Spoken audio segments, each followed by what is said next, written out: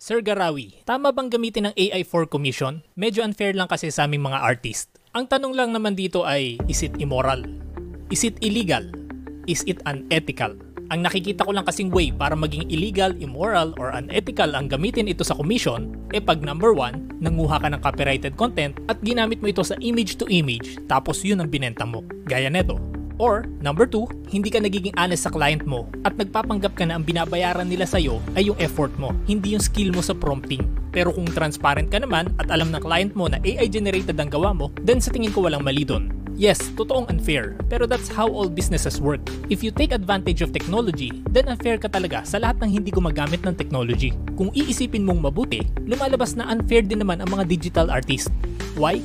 Kasi may undo, save, layer, effects, at kung ano-ano pang mga advantage na hindi kayang gawin ng traditional artist. Kung iisipin mo, unfair din ang gumagamit ng Photoshop compare sa mga naka-MS Paint lang. Unfair ang gumagamit ng Pentab compare sa mga mouse users. Unfair ang gumagamit neto compare sa mga naka-mobile. Everything is unfair. Even nga sa pricing Ilang linggo mong ginawa yung artwork mo, tapos wala pa yan sa kalingkingan ng presyo nito. At ito, at ito. Let's face the fact na sa mundong ito, kailangan mo talagang matutong lumamang. Take note lumamang, hindi manlamang. Magkaiba yon.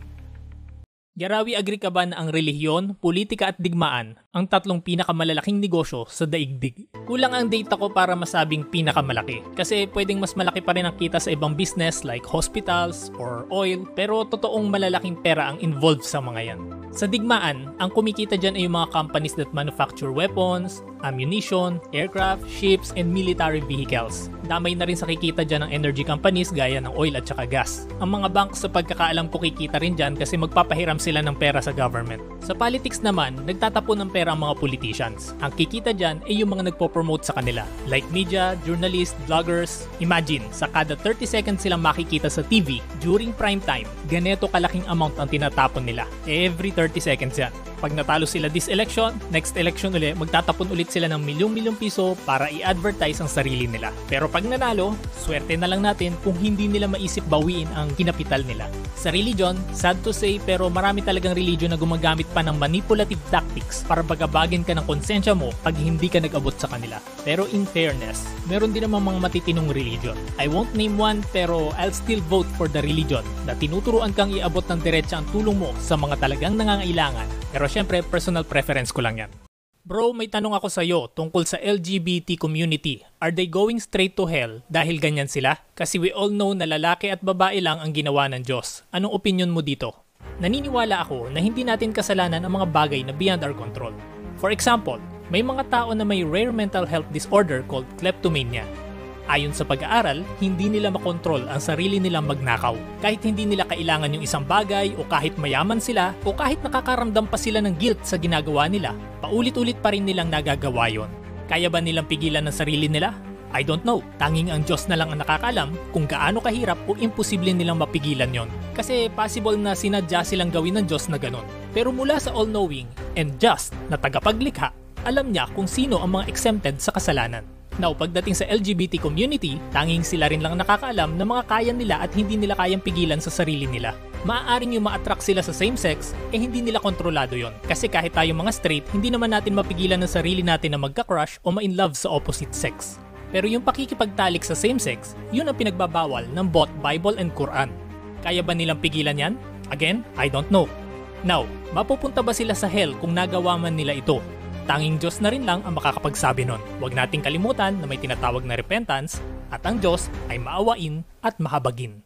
Gumagana ba talaga ang martingale strategy sa pagsusugal? Para sa hindi pa nakakaalam kung ano ito ay yung simpleng strategy daw para manalo ka lagi sa sugal. Example, tumaya ka ng 100 pesos, tapos natalo ka, next na itataya mo, gagawin mong 200 pesos. Tapos pag natalo ka ulit, gagawin mong 400 pesos. Kung titingnan mo nga naman, parang sure win ka na lagi kasi matsambahan mo lang manalo ng kahit isang beses, may sure na 100 pesos ka na.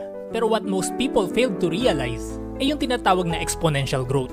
Maaring gumana yung martingale sa first few tries mo. Pero pag madalas ka na manalo, kailan mo naman may isipang huminto? Kasi you can't go on forever dahil if you keep on going, imposibleng hindi mo matsambahan ang 10 consecutive times na pagkatalo.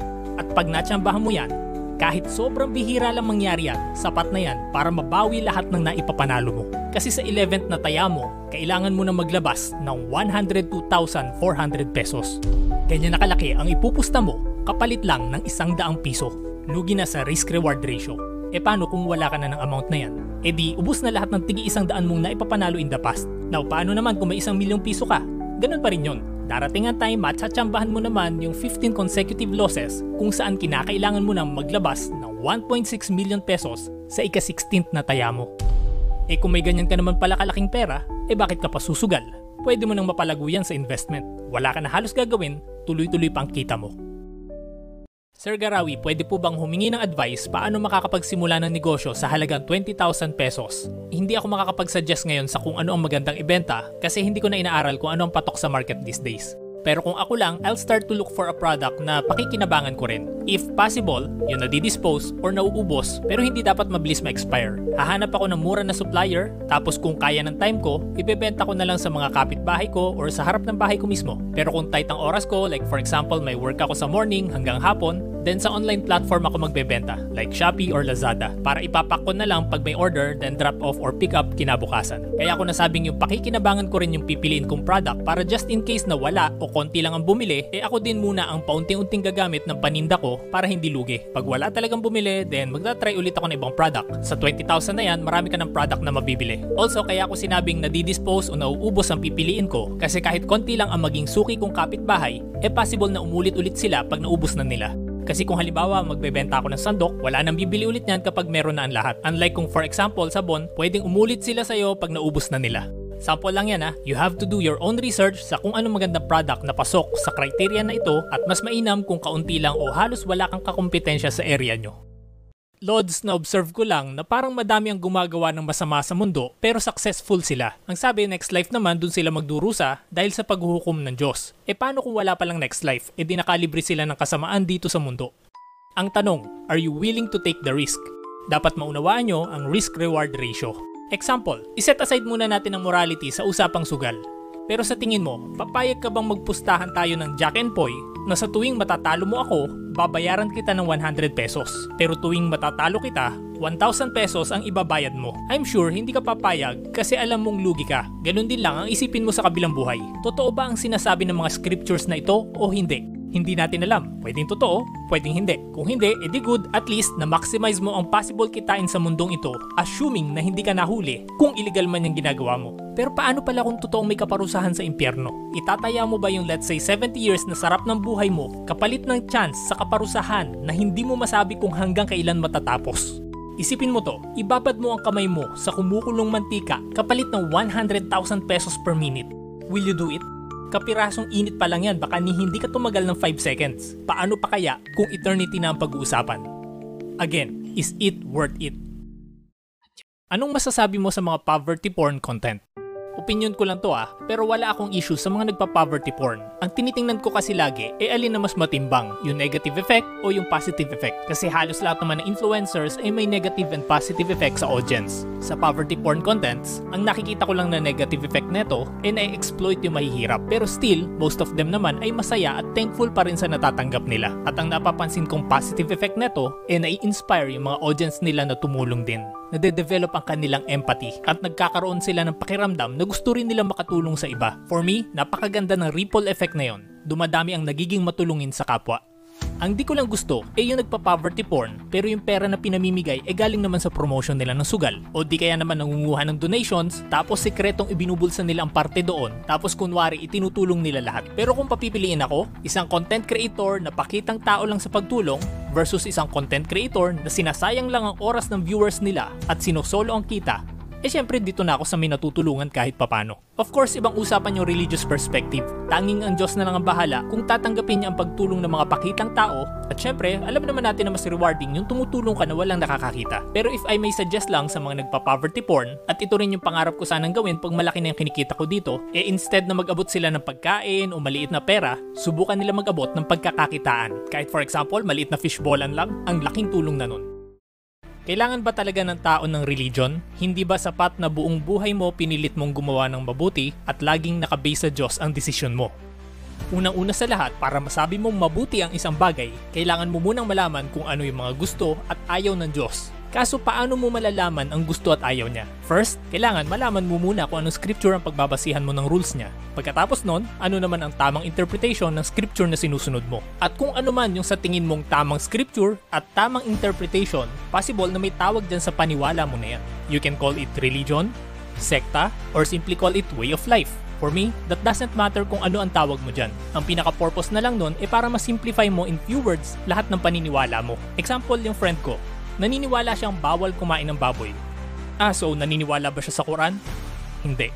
Kasi naniniwala siyang bawal kumain ng baboy, at the same time, naniniwala siyang si Jesus ang Diyos. So instead of saying, I believe this, I believe that, I agree with this, I disagree with that, sasabihin lang niya na Seventh-day Adventist siya. So may idea ka na agad kung ano yung bawal at hindi bawal sa kanya. So basically, parang label na lang ang religion. Pero tama ka naman na dapat mo talagang piliting gumawa ng mabuti na nakabase sa gusto ng Diyos.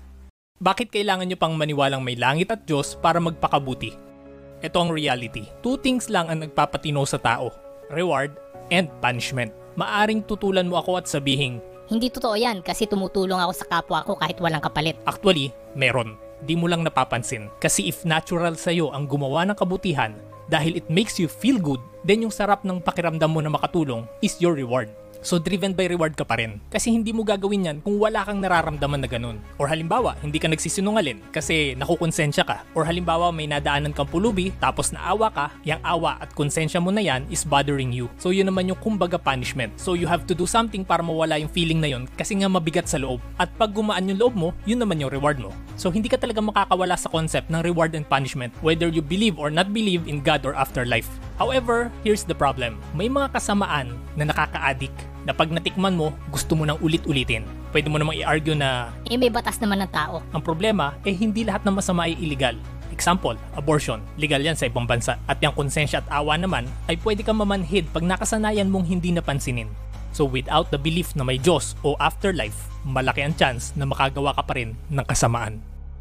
Sir, paano po makapag-ipon? OFW po ako, puro lang kasi tulong sa pamilya lalo na hindi ko sila matiis. Ito ang napapansin kong nature ng tao. Hindi ito applicable sa lahat pero for example, maliit lang ang sahod mo, nagagawan mo naman ng paraan mapagkasya ito. Pero nahihirapan kang makaipon. Tapos pag medyo lumaki na ng konti ang sahod mo, parang hindi mo ito ramdam at hirap ka pa rin makaipon. Then taon-taon nakakatanggap ka ng bonus pero wala ka pa rin maipon. Minsan times 3 na ng dati mong sahod ang sinasahod mo ngayon pero hirap ka pa rin mag-ipon.